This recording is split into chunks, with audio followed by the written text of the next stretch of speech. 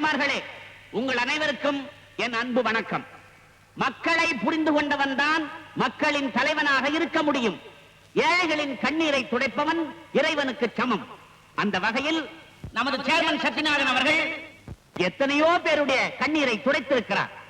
அது மட்டுமல்லாமல் அவர் பேங்க் அதிகாரிகளோடு தொடர்பு கொண்டு ஏழை மக்களாகிய உங்களுக்கு பணம் கடன் வாங்கி தர ஏற்பாடு செய்திருக்கிறார்.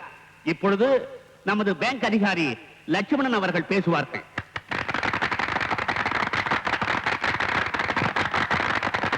அன்புள்ள பெரியோர்களே, தாய்மார்களே, விவசாய பெருங்குடி மக்களே, உங்கள் அனைவருக்கும் என்னுடைய முதற்கண் வணக்கத்தை தெரிவித்துக் கொள்கிறேன். என்னை பொறுத்த வரைக்கும் இந்த நாட்டினுடைய முதுகெலும்பே நீங்க தான். நாடி நரம்புகளே நீங்க தான். சதைகளே நீங்க தான். ரத்தங்களே நீங்க தான். இந்த நாட்டினுடைய மூளைகளே. என்னங்க கறிக்கடை மாதிரி பேசிக்கிட்டு இருக்கீங்க? பேங்க் விஷயமா ஏதாவது பேசுங்க. அப்படிப்பட்ட உங்களுடைய உழைப்பால தான் பணக்கார மாடி மேல மாடி கட்டுறான். ஏன் இப்ப நம்ம சேர்மன் கட்டலையா? அப்படிப்பட்ட ஏழைங்களுக்கு தான் மாசம் மாசம் சம்பளம் கிடைக்கிறது இல்ல, சந்தோஷம் இருக்கிறது இல்ல. ஆகையினாலதான் எங்க பேங்க்ல இருந்து உங்க ஒவ்வொருத்தருக்கும் 5000 ரூபாய் கடன் உதவி செய்யறதா ஏற்பாடு பண்ணி இருக்கிறேன். அந்த பணத்தை வச்சு நீங்க மாட்டை வாங்கி பால் உற்பத்தியை பெருக்கணும். இந்த கடன் பணத்தை நீங்க 2 வருஷத்துல திருப்பி கொடுத்தா போதும். இதோட என்னுடைய உரையை முடித்துக் கொள்கிறேன்.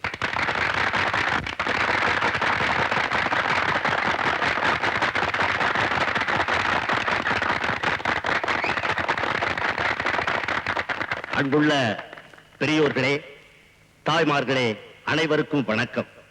நாம் எல்லோரும் ஒரே இனம், ஒரே குலம்.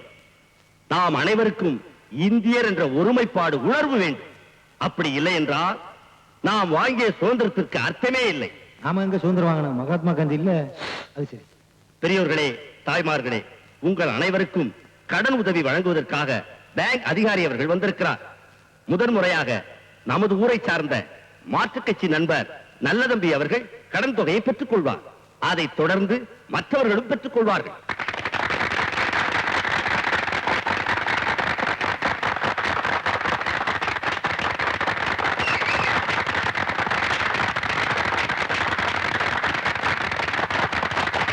கிராமத்து மக்கள் யாருமே கஷ்டப்படக்கூடாதுங்கிறதா என்னோட ஆசை. உங்களுக்கு எந்த குறை இருந்தாலும் தைரியமா என்கிட்ட சொல்லுங்க. அதை அரசாங்கத்துக்கு சொல்லி நிவர்த்தி பண்றேன். நம்ம சத்யநாதன் சேர்மன் இருக்காரு, அவருக்கு தற்புகழ்ச்சியே பிடிக்காது. பொதுமக்களுக்காக எவ்வளவோ நன்மைகளை செய்திருக்கிறாரே, அதை வெளியே சொன்னாரா? ரோடு போட்டாரே, அதை வெளியில சொன்னாரா? பாலம் கட்டி இருக்கிறாரே, அதை வெளியே சொன்னாரா? கோயிலுக்காக கும்பாபிஷேகம் பண்ணாரே, அதை வெளியில சொன்னாரா? அவ்வளவு ஏன், நேற்று ராத்திரி ஒரு பொண்ணை கற்பழிச்சாரே, அதை வெளியே சொன்னாரா? அந்த பொண்ணை கற்பழிப்புல இருந்து காப்பாத்தினாரே, அதை வெளியில சொன்னாரா? இப்ப தண்ணி அடிச்சிருக்காரு, அதை வெளியே சொன்னாரா? ஒரு கிழவி குடத்தை எடுத்துக்கிட்டு தண்ணிக்காக போனாங்க. அந்த கிழவிக்காக இவரே பைப்புல தண்ணி அடிச்சு கொடுத்தாரு, அதை வெளியில சொன்னாரா? தற்புகழ்ச்சியே எனக்கு பிடிக்காது. சொல்ல வேண்டியதை சுருக்கமா சொல்லுங்க. சொல்றேன். பெரியவர்களே, தாய்மார்களே, தாய்மார்கள் வரவே இல்லையா? யாரு முக்கியமா அவங்களை கூட்டு வர மாட்டீங்களே? பரவாயில்ல. நீங்க அரசாங்கத்துக்கிட்ட வாங்கின லோன் பணத்தை வீட்டுல வச்சிருந்தீங்கன்னா நீங்க செலவழிச்சிருவீங்க. இல்லைன்னா முகமூடி கொள்ளைக்காரங்க கொள்ளை அடிச்சிருவாங்க.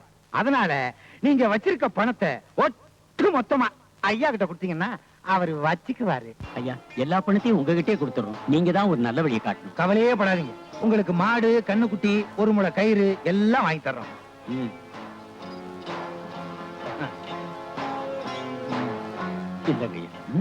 நாங்க அடிச்ச நோட்டு மாதிரி இருக்கு.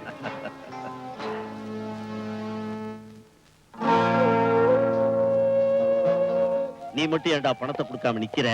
ஐயா, இந்த பணத்தை வச்சு நானே மாடு வாங்கிக்கிறேங்க. இல்லடா, ஏத்து பேசுற அளவுக்கு உனக்கு தைரியம் வந்துருச்சு.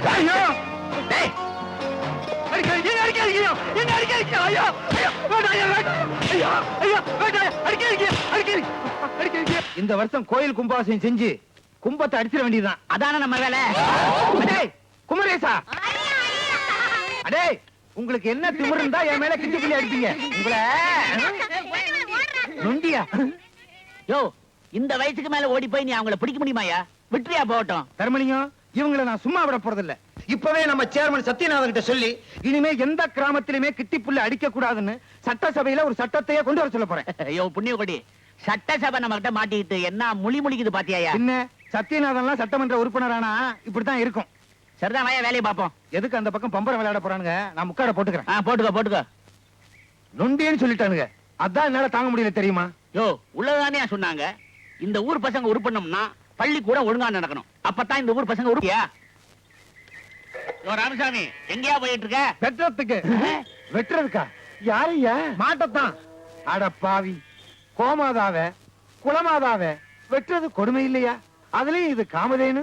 எதா இருந்தா என்னங்க, இந்த தொத்த மாட்டை வச்சுக்கிட்டு என்ன பண்றது? வெட்டுக்கு விட்டாலும் துட்டாவது கிடைக்கும். யோ, எப்படியாவது இந்த தொத்த மாட்டெல்லாம் அமுத்தி நம்ம சேர்மன் வீட்டுல கொண்டு போய் சேர்த்துருமா ஐயா? ஆமாயா, இவங்கிட்ட இருந்து மாட்டை சீப்பா வாங்கி ஊர் ஜனங்க தலையில கட்டிடுவோம். சும்மா ஏயா, இந்த மாடெல்லாம் என்ன விலைன்னா தருவேன்? 2000 ரூபாய் கொடுத்துடலாங்க. 2000 ரூபாயா? 400 ரூபாய் குறைச்சு தர்றேன். நம்ம சேர்மன் வீட்டுல கொண்டு போய் சேர்த்துறியா? சேர்மனுக்கு எதுக்கு இங்க மாடு? ஒண்ணு இல்ல, அவர் இன்னையில இருந்து மாடு மேய்க்க போறாரு. யோ மடையா, இந்த மாதிரி நொண்டி நொட நோஞ்செல்லாம் வாங்கி பூஜை பண்ணி காப்பாத்துவாரியா? இப்ப இவர் நொண்டி, இவரை வச்சு காப்பாத்தல. அதானே. எது பேச்சுக்கு சொன்னியா? சேர்மன் வீட்டுல கொண்டு போய் மாடெல்லாம் சேர்த்துறியா? இப்பவே ஓட்டு போறேங்க. இத பாரு, இப்படிப்பட்ட இழிச்சு வாயனுங்க இருக்கிற வரைக்கும் இந்தியா உருப்படவே உருப்படாது. வந்துட போறாங்க. யோ, இந்த மாட்டுக்கு எத்தனை எலும்பு இருக்குங்கறத எண்ணிப்புள்ளாமையா? ஆனா அவங்க பொய்களை தான் எண்ணவே முடியாது. ஏய்யா, எலெக்ஷன் டயத்துல தான் நோட்டை நீட்டி ஓட்ட பறிக்கிறீங்க. இதுல என்னையா தப்பு? ஓட்டு போட்டவன் ரோட்லயே போறான், ஓட்டு வாங்கினவன் ஊட்டிக்கு போறான். இந்த பாரியா, ஓட்டு கேட்கிற வரைக்கும் தான் நீ அவனை பார்க்கலாம். அவன் ஜெயிச்சிட்டான், அவனை நீ பார்க்கவே முடியாது. அவன் போட்டோவை தான் நீ பார்க்கலாம். இந்த மாதிரி தொத்த மாடுகளை எங்க தலையில கட்டிவிட்டு பேங்க்ல வாங்கின படத்துக்கு பொய் கணக்கு எழுத பாக்குறீங்களா? இது அநியாயமியா, அக்கிரமம். இந்த மாதிரி பண்ணிட்டு இருந்தீங்க, மேலிடத்துல புகார் பண்ண முடியும் ஆயிரும். விவரமான ஆள் போல் இருக்கு. இப்படிப்பட்ட ஆள் இந்த ஊருக்கு தேவைங்கிற. இரு, நல்ல தம்பி, நீ கேக்குறது நியாயம், நீதி, நேர்மை. இதுல தப்பே கிடையாது. இருந்தாலும் இந்தியாவுல இருக்க குழந்தைகளே வத்தலும் தொத்தலுமா தான் இருக்கு. மாடு எப்படிப்பா போஷாக்கா இருக்கும்? மாடு வத்தலும் தொத்தலுமா தான் இருக்கும். சாணி போடக்கூடிய அளவுக்கு அதுக்கு சக்தி இருக்குல்ல, அதை நினைச்சு சந்தோஷப்படுவியா? சாணி எடுத்து விரட்டி தட்டி பொழைச்சுக்க. அண்ணே, ஏதோ தொத்த மாடாவது கிடைச்சதே, அதை நினைச்சு சந்தோஷப்படுங்க. எனக்கு கிடைச்சது இதே மாதிரி தான். தம்பி, உன்ன மாதிரி ஆளுங்க தான் நம்ம ஊருக்கு ரொம்ப தேவை. புண்ணியம், அடுத்த ஆளை பாப்போமா? வா தர்மு, ரொம்ப நேரம் நின்னா கேள்வி மேல கேள்வி கேட்பானு போல் இருக்கு. வரட்டுமா நல்ல தம்பி? வரட்டுங்களா? தர்மம், புண்ணியம், சத்தியம், இப்படி சம்பந்தம் இல்லாம பேர்களை வச்சுக்கிட்டு இந்த ஊரையே கொள்ளையடிக்கிறானுங்கப்பா. எல்லா ஊர்லயும் இப்படித்தானே இருக்குது. ஆமாப்பா, சுதந்திரம் கிடைச்சா காலுக்கு செருப்பு கிடைக்கும்னு நினைச்சோம். ஆனா காலையே வெட்டி போட்டானுங்க பாவிங்க.